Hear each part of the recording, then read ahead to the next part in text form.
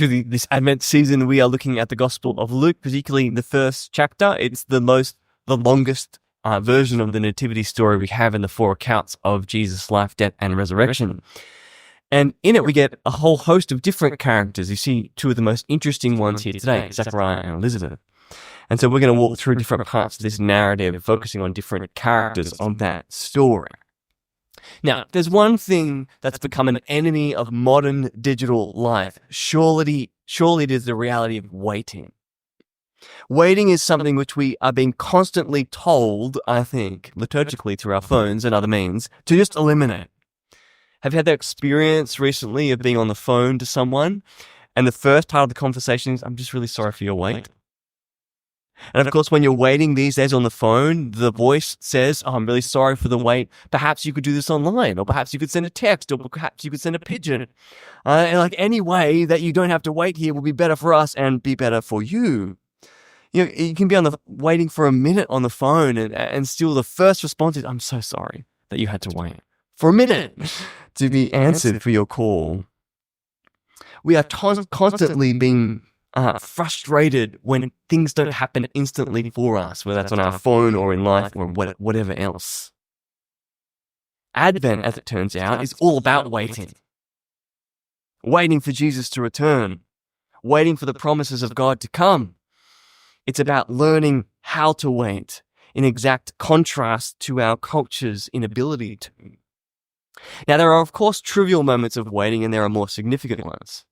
There's waiting in queue, waiting for your car to get back, but then there's waiting to have a child, or waiting for the right partner to come our way, or waiting for work to arrive, or for an opportunity to come. Some of us are waiting for a family member to kind of come to their senses even, or a friend to finally turn back to us with warmth. Some of us are waiting on test results, or waiting to get better, or waiting for bad news we know is coming but just hasn't dropped yet. Waiting, trivial and essential, is a massive part of life. Proverbs 13:12 says, "Hope deferred makes the heart sick." The constancy of longing for the hopes we want but don't arrive, it just upends us on the inside. So what are we supposed to do with our waiting? How might it be not just a problem, but a holy habit? Zechariah and his wife Elizabeth are the perennial waiters of Advent. And I think from them we can learn what waiting is like as the people of God and as people in the world. So let me run you through 4 things from their story really quickly. First is this, we learn from them. Friends, God hears and knows our longings. God hears and knows our longings, first of all. We all have that dissonance, that gap between something we long to have but don't have. And Zechariah and Elizabeth have had this their entire married life. We learn from the beginning of the gospel reading that these are 2 priests. They're both priests. They're of the priestly line of Israel. And they're righteous and they do everything right. They're blameless according to God, the Lord's commandments. Very faithful Israelites, very faithful priests, and yet what? They're childless. Because Elizabeth was not able to conceive and they were both very old. I love the humanness of this story as we start the account of Jesus' birth. Jesus was born into our world, friends. Full of our own disappointments and longings, not into a different one, but the same one. We all know Zechariah and Elizabeth. We know people like that who've walked that story and the utter disappointment of waiting years to have a child and it never coming. The utter pain of that. Cycle upon cycle upon cycle. At the end of the story, when it's reversed and Elizabeth finds out she's pregnant, she says, "In these days he's shown his favor and taken away my disgrace among the people." You see, to be in Elizabeth's position, to be of the priestly line, and to not have a child, was to have a question mark above your head always. Perhaps it's her fault, they'd be thinking. Perhaps it's a lack of faithfulness. Perhaps she's not blameless as she appears. Perhaps there's something deeply wrong in her heart, and the Lord has cursed her. To have children for an Israelite was everything. And here Elizabeth and Zechariah, their whole lives are left wondering. Zechariah goes into the temple and an angel appears to him, and the word he gets is, "Your prayer has been heard." I wonder how many times he'd wondered that over so many years. Wondering if God was hearing his prayers. Wondering if God cared at all. Wondering if God was just silent and indifferent to his sufferings and longings. The angel declares a baby will be born. He'll be a joy and delight to you. What an understatement. To someone with such longings for their whole life. It's a beautiful picture of the fact that the Lord, he knows. He knows what you're praying for. He knows the gaps you feel in yourself and your existence and the things you want to happen but aren't happening. And I have this conversation all the time with people who say, maybe the reason I don't have it is because I'm not good enough. I have that conversation with people all the time, and the answer, friend, is absolutely not. That's not the reason. It's not the reason for Zechariah and Elizabeth, blameless and holy people. Sometimes life is just filled with complexity. We have to live in the space of longings, and even though we are faithfully trying to follow the path of God. And the consolation we're given here in the midst of that is that God hears and he knows. But the second thing we see here is that actually our longings are bound up with all the other longings of everyone in this room and across this suburb and across our country and across our world, that actually as humanity, we are waiting and longing for something bigger. You see, there's a really clever thing Luke does here in opening with a very personal story of Zechariah and Elizabeth. Their personal story is supposed to mirror the biggest story of the people of God. As Zechariah goes into the temple to burn incense, which was a priestly task, we hear that all the other worshippers are outside praying. It's the hour of prayer. All of God's people are praying. All of God's people are longing for something bigger to happen. All of God's people are like Elizabeth, living in disgrace. But for them, it's not, uncaused. For them, it is a result of their disobedience to God's commands. They live under Roman imperial rule. They are far from the promises of Israel given to King David. They long to be free of Roman captivity. They long to have their kingdom restored. They long for bigger things to happen in God's world. Zechariah and Elizabeth's longing mirrors a bigger longing, the longing of God's people. And the longing of God's people lifts our eyes to all the longings. The longings for peace in the war-torn parts of our world. The longing for the end of violence against women, can we say today. The longing for the end of all such hardships and sicknesses and illnesses and death itself. All of that is bound up in the birth of Zechariah and Elizabeth's child, who will be the beginning of not just an answer to their prayers, but everyone's prayers, everyone's longings, everyone's waiting up is bound up with the birth of their son, John. He'll be a delight to you, the angel says, and many will rejoice because of his birth. He'll be great.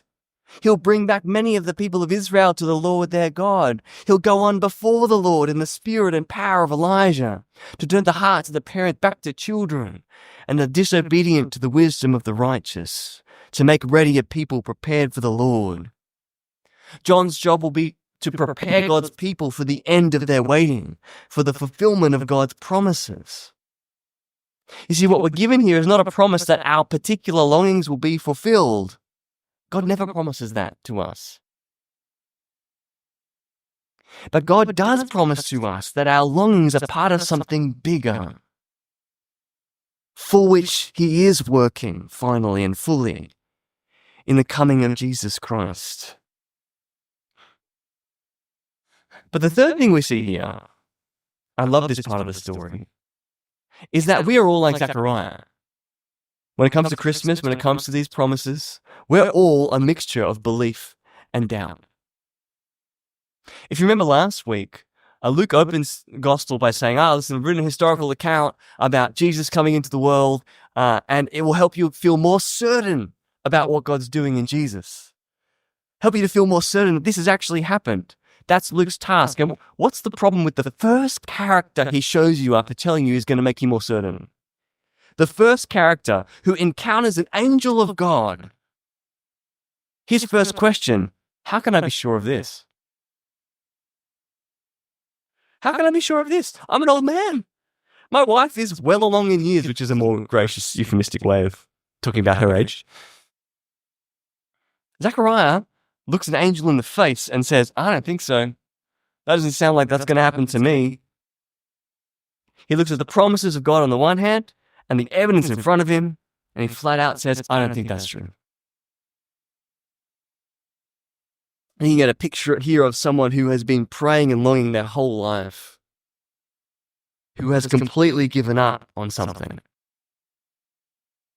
to the extent that an angel appearing in front of them won't even change his belief. This will not change, he thinks. I love this because here is permission to do the same, friends. Aren't we all a mixture of belief and doubt? Don't we all look at the promises of God and on the one hand and the evidence on there and go, I'm just not sure. I'm just not sure. I'm not sure if I believe this or not. And we haven't even seen an angel. Now, the angel's response is amazing. He says, I'm Gabriel. I stand in the presence of God, and I've been sent to speak to you and to tell you this good news. Buddy, I've come from the king's throne room himself to tell you this news. This is true. And then he gives him a sign. Here's how you know it's true. You're not going to talk until this baby's born. I don't know how you take this part of the story. Is Zechariah in trouble? Is this judgment? Perhaps not. I think that might be taking it too far. But it is a bit of a discipline, isn't it? The angel says, you're not sure, hey? Okay, well, how about we make it so you can't talk to anyone about it? And you have to just think about it for 9 months on your own. The angel literally shuts him up with the good news of God's grace to him to mull on it. I love this. The whole picture of the angel speaks to the difficulty we have with the Christmas and with so much of the Gospels. They're so supernatural. It's bursting in of an angel into an ordinary scene. Can you believe stories like this? The coming of Jesus in the incarnation, it's not really rational. God doesn't become a human. That's something that thought really can't think. It doesn't make sense. If we were just to say, oh yeah, I believe that makes sense, we're not taking it seriously at all. Much better to be with Zechariah and take it literally, and then wonder if we think it's true or not. And then perhaps, like Zechariah, to shut ourselves up with it inside, to meditate and contemplate it. Where it is true? Is this true? Will all the longings of all God's people of all nations be fulfilled in Christ the Son? Is he God incarnate? These angels of this story, is this true? You see, fourthly and finally, I think in the Bible, waiting on God teaches us to depend on God's grace alone. Like I said, Zechariah has literally been just shut up with this good news. That's what the angel calls it. I've been sent to tell you this good news, to preach to you the gospel, it literally reads. I love this. Just imagine Zechariah goes home, can't talk. All of a sudden, Elizabeth's stomach starts to grow. And grow, and grow, and grow. And she's pregnant. And you're thinking, why did I talk back to the angel? It is true. It is happening. For 9 months like that. Do you know, at the birth scene we'll get to a bit later when John's born, do you know the first thing that Zechariah does after John's born? He bursts into song. He bursts into song. He sings. He sings of how God is about to fulfill all his promises. That God's king is on the way. That his son is the beginning, the preparation for the end of all the waiting of God's people. You see, Zechariah is it's a bit of a picture of how to wait properly in the midst of the longings and disappointments of life. Because the thing is, when you have something that's unfulfilled, that again and again is never coming, you think it's never going to happen, slowly what happens is you start to give up on putting your hope in the circumstances in front of you. Because they don't change. And what happens is more and more, instead of the circumstances changing, you put your trust and your confidence in God who doesn't change. And in his grace and in his goodness. As the psalm said today, the watchmen wait for the Lord more than the watchman waits for the morning. This longing after him. It's waiting on him. Long periods of waiting can become profound seasons of learning not to trust the chances of life, but the goodness of God that never changes. And to put our hope not in things changing for us, but things changing for everyone. When Jesus returns in all his glory and grace and goodness to remake all the longings of the world at once.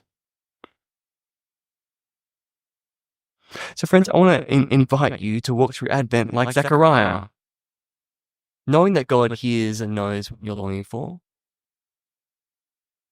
but knowing it's part of a bigger story. Feel free to doubt,